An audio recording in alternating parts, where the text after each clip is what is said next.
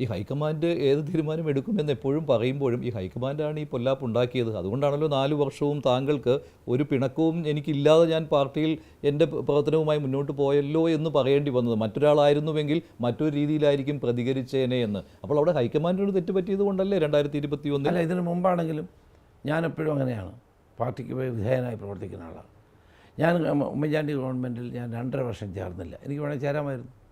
അതിന് എനിക്ക് എൻ്റേതായ കാരണങ്ങളുണ്ട്. അത് ഞാൻ ഇതുവരെ പുറത്ത് പറയാത്തൊരു കാര്യം, ഇപ്പോഴും പറയുന്നില്ല.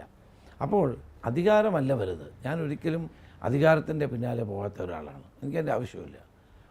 ഈ ഇത്രയും കാലത്തിൻ്റെ ജീവിതത്തിനിടയിൽ ആകെ മന്ത്രിയായിരിക്കുന്ന ആദ്യം ഒരു 10 മാസവും പിന്നെ 2.5 വർഷമാണ്.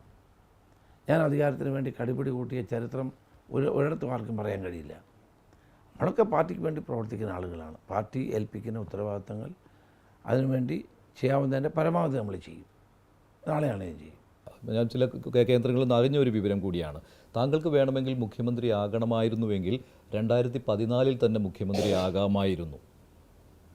അത് കഴിഞ്ഞ കാര്യമല്ലേ, ഇപ്പം നമ്മൾ ചർച്ച ചെയ്യേണ്ട. അല്ല, ആണോ ഇല്ലയോ എന്നുള്ളതാണ്. കാരണം അതൊരു രാഷ്ട്രീയ അവിടെയും ഇവിടെയും പറഞ്ഞു കേൾക്കുന്ന ഒരു കാര്യം. ഞാൻ ആത്മകഥ എഴുതുമ്പോൾ പറയാം. അപ്പോൾ താങ്കൾ നിഷേധിക്കുന്നില്ല ഇത്? ഞാൻ ഒന്നും നിഷേധിച്ചില്ല. നിങ്ങൾ പറഞ്ഞ എന്തായാലും നിഷേധിച്ചു. ഞാൻ ഒന്നുകൂടെ വ്യക്തമായിട്ട് പറയാം. കാരണം 2011 ഉമ്മൻചാണ്ടി മുഖ്യമന്ത്രിയായി അധികാരമേൽക്കുമ്പോൾ അവിടെ ഒരു 2014 കൂടി അവിടെ ഒരു അധികാരമാറ്റം ഉണ്ടാകാമെന്നുള്ള ഒരു വാക്കാൽ ധാരണയുണ്ടായിരുന്നു. അതിനെപ്പറ്റി ഞാൻ കമൻറ്റ് ചെയ്യാൻ ആഗ്രഹിക്കുന്നു. അല്ല, ഇല്ലെങ്കിൽ ഇല്ലെന്ന് പറയാം. അത് ഞാൻ പറയും, ഒരു കാലത്ത് പറയും. ഞാൻ ഇപ്പോൾ അല്ല, എല്ലാവരോടും ഞാനതാ പറഞ്ഞേക്കുന്നത്. ഇപ്പം എനിക്ക് പറയും. അപ്പോൾ അങ്ങനെ ഒരു എന്തുകൊണ്ട് 2.5 വർഷം ഞാൻ മന്ത്രിയായില്ല എന്നുള്ളത് ഇപ്പോഴും കേരള രാഷ്ട്രീയത്തിൽ ഒരു നിഗൂഢമായ കാര്യമാണ്. ഉമ്മൻചാണ്ടി മരിച്ചുപോയി, പിന്നെ എനിക്ക് മാത്രമേ അറിയുള്ളൂ. അതിപ്പോൾ ഞാൻ പറയാൻ തയ്യാറില്ല. അല്ല, അത് ഉമ്മൻചാണ്ടിയും താങ്കളും തമ്മിൽ മാത്രം നടന്ന ഒരു ആശയവിനിമയമാണോ? ശരി, വേറെ ചോദ്യത്തിലേക്ക് കടന്നു. ശരി, അപ്പോൾ എന്തായാലും താങ്കൾ ആ 10 വർഷം മുമ്പേ മുഖ്യമന്ത്രി ആകാമായിരുന്നു എന്നുള്ള കാര്യം നിഷേധിക്കുന്നില്ല. ശരി, എന്തായാലും ഈ രാഷ്ട്രീയ ചാണക്യ തന്ത്രങ്ങളിൽ ഇപ്പോൾ കെ കരുണാകരൻ്റെ വത്സല ശിഷ്യൻ എന്ന രീതിയിൽ താങ്കൾക്ക് വലിയ തന്ത്രങ്ങൾ ആവിഷ്കരിക്കാൻ കഴിയുന്നയാളാണ്. അങ്ങനെ വരുമ്പോൾ 2021 പാളിപ്പോയി. കാരണം എന്ത് വെച്ചാൽ അന്ന് കോവിഡിൻ്റെ സിറ്റുവേഷനൊക്കെ താങ്കൾ പറഞ്ഞ പോലെ ഉണ്ടായിരുന്നു. പക്ഷേ 2026 താങ്കളുടെ ആ പഴയ തന്ത്രങ്ങൾ തേച്ചു മിനുക്കി വരുവാനുള്ള ഒരു അവസരമുണ്ട്. പക്ഷേ അത് പാർട്ടി നൽകുന്നുണ്ടോ ഇല്ലയോ? ഇങ്ങനത്തെ തന്ത്രങ്ങളുടെ കാര്യം വളരെ സിമ്പിളല്ലേ കാര്യം. പാർട്ടി അധികാരത്തിൽ വരിക.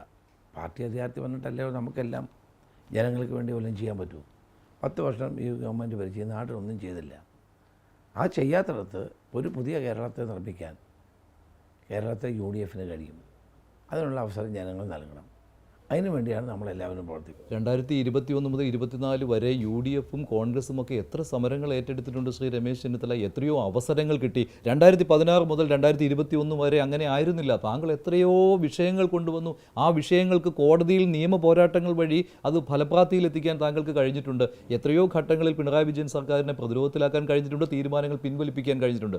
ഒരു കാര്യം എടുത്തു പറയാമോ 2021 മുതൽ 2024 വരെ, ഇപ്പോൾ 2025 വരെ ചെയ്തതിൽ? അല്ല, ചെയ്തിട്ടുണ്ട്, സമരങ്ങളൊക്കെ ചെയ്തിട്ടുണ്ട്. സമരങ്ങൾ ചെയ്തില്ല എന്ന് പറയുന്നത് ശരി. ഒരെണ്ണം എടുത്തു പറയാമോ? തിളക്കം താങ്കൾക്ക് എടുത്തു പറയാൻ ഒരുപാട് കാര്യങ്ങളുണ്ടായിരുന്നു അല്ലേ? എപ്പോഴും ചർച്ചകളിൽ അത് പറയാറുമുണ്ട്. താങ്കൾ കൊണ്ടുവന്ന കാര്യങ്ങൾ, താങ്കൾ നടത്തിയ പ്രസ് മീറ്റുകൾ, അതിൽ സർക്കാർ പ്രതിരോധത്തിലായത്, നിയമ പോരാട്ടങ്ങളിലെ വിജയമൊക്കെ ഉണ്ടായിരുന്നു.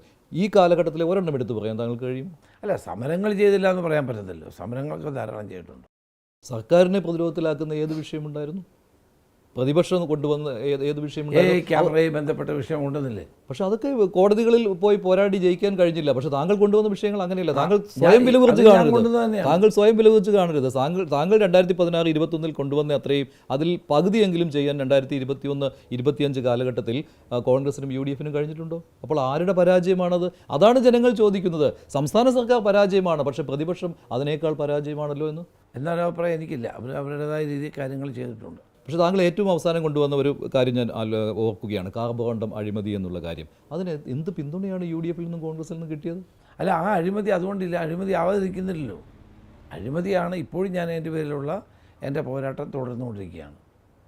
BOT അടിസ്ഥാനത്തിൽ ഒരു കമ്പനിക്ക് വൈദ്യുതി ഉൽപ്പാദിപ്പിക്കാൻ ചുമതല കൊടുത്ത് 30 വർഷം കഴിഞ്ഞിരിക്കുന്നു. ഡിസംബർ 30 കഴിഞ്ഞതാണ്.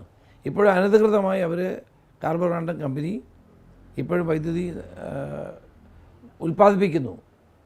അവർ കൊള്ളലാഭം എടുക്കുന്നു. എന്നിട്ട് ഇവിടെ ആരും മിണ്ടുന്നില്ല. ഗവൺമെൻറ്റും മിണ്ടുന്നില്ല. ഒരു മന്ത്രി ഉണ്ടല്ലോ. ഗവൺമെൻറ്റും മിണ്ടുന്നില്ല, പ്രതിപക്ഷവും മിണ്ടുന്നില്ല. മന്ത്രി മിണ്ടിയിട്ടുണ്ടോ? മന്ത്രി ഒരു അക്ഷരം പറയുന്നില്ലല്ലോ. ഇതിൽ മന്ത്രി ഉണ്ടോ? അപ്പോൾ താങ്കളുടെ ആ പോരാട്ടം തുടരും. ഒരു സംശയവുമില്ല തുടരും. പക്ഷെ അതൊരു ഒറ്റയാൾ പോരാട്ടമാണ്. അത് സാരമില്ല. അതിന് ജനങ്ങൾക്ക് വേണ്ടി പോരാടാൻ കൂട്ടായിട്ട് വേണമെന്നൊന്നുമില്ല, ഒറ്റയ്ക്കും പോരാടാം.